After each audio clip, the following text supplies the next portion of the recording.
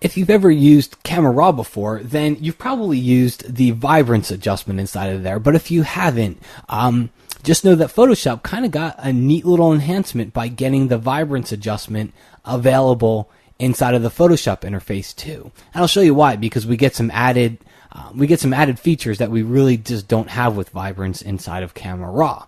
All right, so the best thing I can do is kind of show you why we need vibrance. I'm going to go to the adjustments panel, and I'm going to click on the hue saturation adjustment. And let's say we want to increase the reds in her shirt.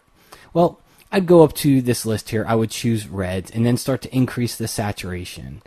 And watch what happens. Not only do I start to increase the saturation in her shirt, but it does bad things to anything else that had red in it in the photo, namely her skin. Okay, take a look. Before, after. So not a really good thing. So hue saturation has its problems. And also it's a little bit heavy-handed. You can see here, even if I start to back off, you get very little change between nothing and once it starts to get, to too much.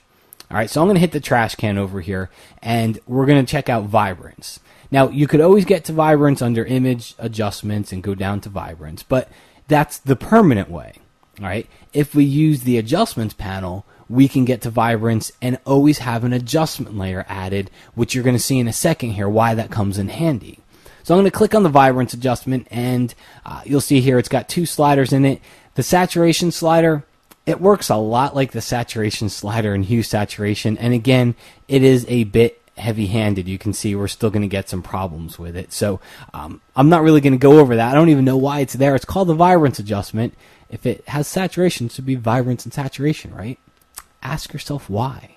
It's a conspiracy, I think. These are the things I lay awake at night wondering. Brightness and contrast, it's got two sliders, right? All right. So I digress. I don't really lay awake at night thinking about that, but you could see what saturation does. Vibrance is a lot better, but I do have a tip for you before we go on. Notice how I changed saturation, and I want to get it back to 0. You know a really quick way to do that? When you're in your adjustments panel, if you've got a setting and you want to set it back to 0, just double-click on its name, and it sets it right back to 0. Cool, huh? All right, so now let's go over to vibrance, and I'm going to start to bring this up. All right, and I can go pretty high with it, and watch what happens. It's increasing the saturation of the colors in the photo that need it the most. And the added benefit we get here from vibrance is that it tends to leave your skin tones alone. All right, so I'm going to take a look at the before and after here. Click the little eyeball, before and then after. See how it's brought up the colors in the red, even the blues in her jeans. It's increased the saturation of those.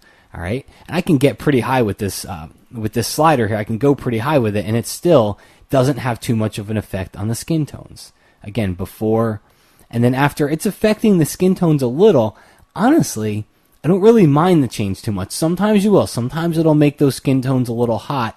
If it does, by doing this as an adjustment layer, and that's because we went into the adjustments panel to do it, you get this mask over here, which means we can take our brush tool, just hit the letter B for brush, and then set your foreground color over here to black.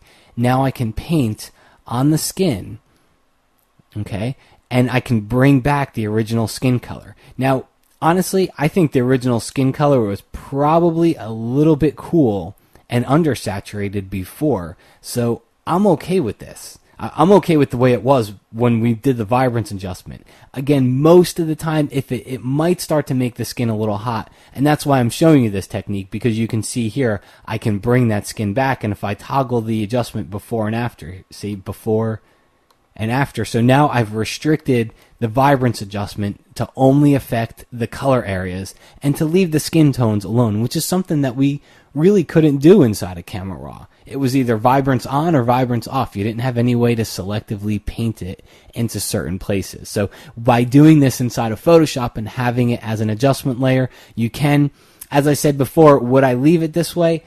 Probably not. I would actually probably leave it just all on adjustment, because I think the skin was a little cool before, and I like the color that the vibrance introduced to it. But there you have it. It's the vibrance adjustment.